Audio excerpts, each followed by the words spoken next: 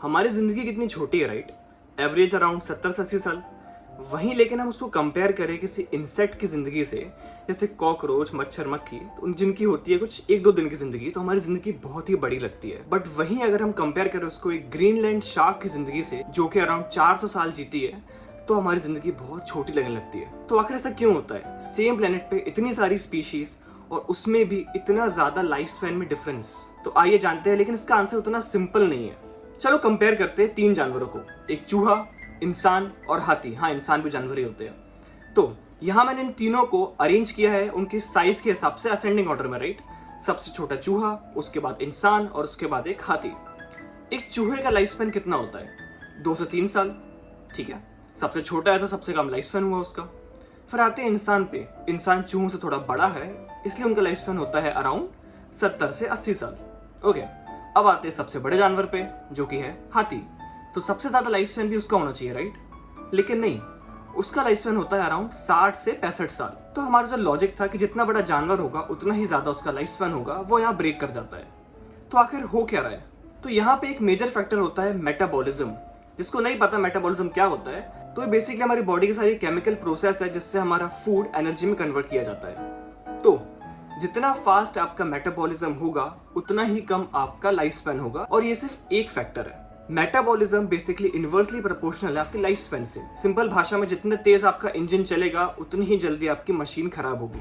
तो चूहों का मेटाबॉलिज्म बहुत तेज होता है, इसलिए उनका लाइफ स्पैन बहुत कम होता है। हाथियों का मेटाबॉलिज्म बहुत स्लो होता है, इसलिए उनका लाइफ स्पैन काफी ज्यादा होता है। लेकिन इंसानों का मेटाबॉलिज्म हाथियों से तो बहुत तेजी होता है, फिर भी इंसान इतना ज्यादा क्यों जीते हैं? अगेन, जैसा मैंने बोला था, यहाँ पर सिर्फ एक फैक्टर नहीं होता है, मल्टीपल चीजें रोल प्ले करती है। और इंसानों के केस में हमारा दिमाग, क्योंकि हमने better medicine, better health care facilities, एक बेटर सोसाइटल स्ट्रक्चर और एक सेफर एनवायरनमेंट बना के रखा है जिसमें हम जीते हैं, तो हमारे रिस्क वैसे ही कई कम हो जाते हैं। और अगर हमें कोई बीमारियां भी लगती है तो हम उसका इलाज कर पाते हैं। अब हम कुछ चिड़ियाओं को देखते हैं, यहाँ पे भी लॉजिक कुछ ब्रेक होता है। क्या आपको पता है एक साधारण सा कौवा भी 15 से 20 साल जीता है? और अगर मैं कुछ पैरेट्स की बात करूं तो वो 50 से 80 साल जीते हैं। इनफैक्ट कुछ तो हम ह्यूमन से भी ज्यादा जीते हैं। इतना सा जानवर इतना ज्यादा कैसे जी रहा है? अगेन, वो लॉजिक तो ब्रेक कर गया, लेकिन हमारा मेटाबॉलिज्म वाला लॉजिक भी यहाँ ब्रेक कर जाता है। कैसे? क्योंकि चिड़ियाओं का मेटाबॉलिज्म बहुत तेज होता है। तो मेटाबॉलिज्म भी तेज है, साइज भी छोटा है, और फिर भी वो इतना ज्यादा कैसे जी रही हैं?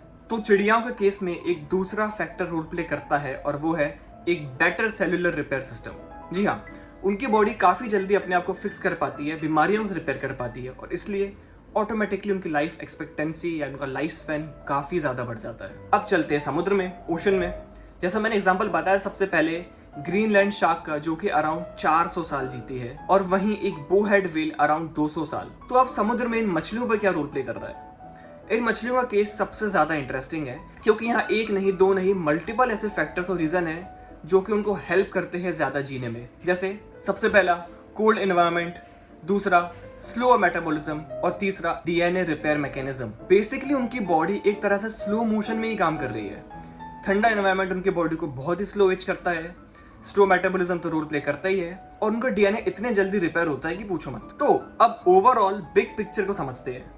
लाइफ स्पैन डिपेंड करता है मेजर 3 चीजों में। पहला, आपकी बॉडी कितनी फास्ट चल रही है, दूसरा, आपकी बॉडी कितने जल्दी रिपेयर हो पा रही है, और तीसरा, आपका सराउंडिंग एनवायरनमेंट कि वो कितना सेफ है और कितना नहीं है। और वहीं हमारे ह्यूमंस का सबसे इंटरेस्टिंग केस है। हम सबसे बड़े भी नहीं है, सबसे छोटे भी नहीं है, हमारा मेटाबॉलिज्म सबसे फास्ट भी नहीं है, सबसे स्लो भी नहीं है, लेकिन हमारे ब्रेन ने हमारा साथ दिया है। अगर हम इंडिया की कुछ सालों पहले की लाइफ एक्सपेक्टेंसी देखें और अभी का लाइफ स्पैन देखें तो उसमें बहुत ज्यादा अंतर है, जैसा कि आपको यहाँ दिख रहा है। तो इंडिया एंड एक परफेक्ट लाइफ स्पैन नहीं होता, ये सब कुछ एक नेचर डिसाइड करता है। लेकिन सोचने वाली बात यह है कि अगर आप किसी क्रिएटर में मानते हैं, तो आखिर ऐसा क्यों है कि उस क्रिएटर ने सबसे ज्यादा स्मार्ट बीइंग जिसके लिए दुनिया बनाई है, हम इंसान, हमारा लाइफ स्पैन इतना कम रखा, और वहीं समुद्र में रहने वाली इन मछलियों का लाइफ स्पैन 400 साल का रखा है, जो कि आई डोंट थिंक ऐसा कुछ रोल प्ले कर रहे हैं। तो इसका जवाब मैं चाहता हूँ आप मुझे कमेंट सेक्शन में बताओ, आप क्या सोचते हो, और इन जनरल भी आप क्या सोचते हो इस टॉपिक के बारे में।